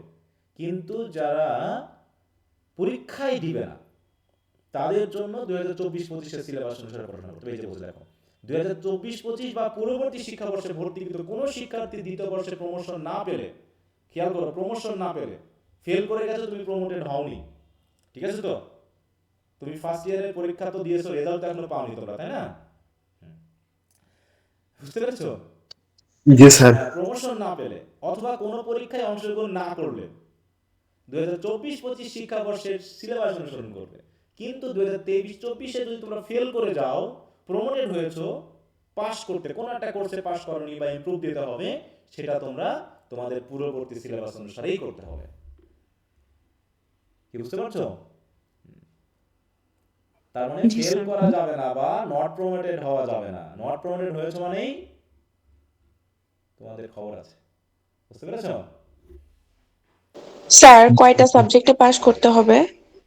যে কোনো অর্ধেক, মানে 6টার মধ্যে যে কোনো 3টায় পাস করলেই হবে। যে কোনো 3টায় ডি গ্রেড পাইলে হবে। 50% মানে কি? মানে 50% মানে কি? 6টা সাবজেক্টে 50% কয়টা? 3টা। তাহলে 3টায় তুমি যদি পাস করো তাহলে তুমি প্রমোটেড হবা। কেউ যদি 3টায় পাস করে এবং একটায় অ্যাবসেন্ট থাকে, সেও কিন্তু প্রমোটেড হয় না, কারণ একটায় অ্যাবসেন্ট থাকা মানে 2টা ফেলের সমান। বুঝতে পেরেছো? স্যার কেউ যদি কোনো সাবজেক্টে ইমপ্রুভ দিতে চায় তাহলে কি তাকে 24-25 যে নতুন কারিকুলাম আছে ওইটা অনুযায়ী পরীক্ষা দিতে হবে? দেখো আমি তাহলে কি বুঝালাম এতক্ষণ ধরে? বলো কি বুঝালাম? আমি যে কথা পূর্ববর্তী সিলেবাস অনুযায়ী দিবা। হ্যাঁ, এখানে তো বললামই যে যদি ব্যর্থ হয় এবং কোনো পরীক্ষা যদি কোর্সে পাস করতে ব্যর্থ হয় বা ইমপ্রুভ দাও, তাহলে তোমরা পুরনো সিলেবাসে দিবা। তুমি যদি একদমই সেকেন্ড ইয়ারে না ওঠো, তোমাকে তো যদি প্রমোটেড না হও বা কোনো পরীক্ষায় যদি কেউ অংশগ্রহণ না করে তোমাদের ব্যাচে, তাকে হচ্ছে 2024-25 সিলেবাস অনুসরণ করতে হবে। আর তোমাদের পরীক্ষা দিয়েছে কিন্তু 3টায় ফেল করেছে, সে মনে করো 3টায় ফেল করেছে, 3টায় পাস করেছে, তাহলে সে ওই ফেলের সাবজেক্টগুলো কোন ইয়াতে দিবে, কোন সিলেবাস অনুসারে? পূর্ববর্তী। বলো। ফেল না, ইমপ্রুভের কথা বলতেছিলাম, মানে না পাস করছে তবে আরেকটু ভালো করার জন্য আবার পরীক্ষা দিবে, তখন তার প্রস্তুতি আলাদা হবে। তাহলে এটা কেমন অবস্থা হলো? এটা তো আরো বোকা, তুমি আরো বোকা না, যে তুমি পাস করে গেছো, তুমি আবার কেমন করে আগে নতুন সিলেবাসে পরীক্ষা দিবা? তুমি তো আরো বোকা, যে ফেল করা সাবজেক্টেও সে পুরনো সিলেবাসে দিচ্ছে, তাহলে যে ইমপ্রুভ দিবে সে কি নতুন সিলেবাসে দিবে? না না। হ্যাঁ, এত বোকা হও কেন তোমরা সবাই? তুমি তো পাস করেই গেছো, তাহলে তোমাকে আবার নতুন সিলেবাসে কেন দিতে হবে? তুমি পুরনো সিলেবাস অনুসারে তুমি ইমপ্রুভ দিবা, বুঝোনি? বুঝছি স্যার। মাথা খাটাও। মানে ফুল স্টপের যে বানানটা কি সেটাও যদি বলে দেওয়া লাগে তাহলে তো বিপদ। হ্যাঁ, সে গল্প আছে না, বলো। হ্যাঁ, গল্প আছে তো নাকি, ফুল স্টপ জি স্যার। আরে ফুল স্টপ বানানটা কি হবে সেটা কও, আরে কলমটা চাপে ধরো নাকি, যেরকম জি আর কি। স্যার। যে ফেল করলে যদি সে পুরনো সিলেবাসে দেয় তাহলে ইমপ্রুভ দিতে হলে সেটা পুরনো সিলেবাসে দিবে, সে তাকে আবার নতুন সিলেবাস আমি কি করে পড়াই দিব বলো। বা তুমি কি এটা কি পাগল হবে না যদি কেউ কোনো বিশ্ববিদ্যালয় এরকম করে যে ইমপ্রুভ দিতে হবে তোমাকে নতুন সিলেবাসে দিতে হবে, এটা কখনো হয়? ও আবার ফেল করবে। এবার তো পুরোপুরি ফেল করবে নাকি, সেটা পাস করলে এবার ফেলই করবে। আচ্ছা যাই হোক। জি। তো ঠিক আছে। স্যার হ্যাঁ বলো। স্যার ইমপ্রুভ যদি কেউ দিতে চায় তাহলে এই পরীক্ষাটা মানে কত মাস পরে হবে? ওই যখন এবার যারা ফার্স্ট ইয়ারে পড়ছে তাদের সাথেই তোমাদের পরীক্ষা দিতে হবে, কত মাস না, ঠিক আছে। এই যারা ফার্স্ট ইয়ারে পড়াশোনা করছে ওদের যখন ফার্স্ট ইয়ার ফাইনাল হবে ওদের সাথে সাথে তোমাদের হবে, কিন্তু তোমাদের প্রশ্নটা আলাদা হবে। এই স্যার সব একই হবে না, সেন্টার সবই একই? হ্যাঁ সব একই হবে, সব একই হবে, একই সাথে তোমরা একই হলে একই জায়গায় বসবে, একই টিচার ডিউটি দিবে, শুধু প্রশ্ন আলাদা হবে। আচ্ছা তো ঠিক আছে, আজকে রাখতে হচ্ছে। আস্তে আস্তে বোঝা, টেনশন করার কিছু নাই, টেনশন করার আস্তে আস্তে সব কিছু বুঝে যাওয়া, শুধু সময়ের অপেক্ষা। হ্যাঁ এখনো দেখো তোমাদের যে বিষয়গুলো, হ্যাঁ যে সেকেন্ড ইয়ারে আছো সেকেন্ড ইয়ারের মতো পড়তে হবে, ওগুলো নিয়ে ভাবার কিছু নাই, ফার্স্ট ইয়ারে কি হচ্ছে না হচ্ছে। আর তোমাদের সাথে শুধুমাত্র ইন কোর্সের ব্যাপারটা ছাড়া আর কোনো কিছু নতুন কিছু ঢুকছে না, টেনশন করো না। আজ তো রাখছি, সবাই ভালো থাকো, ওকে গুড নাইট।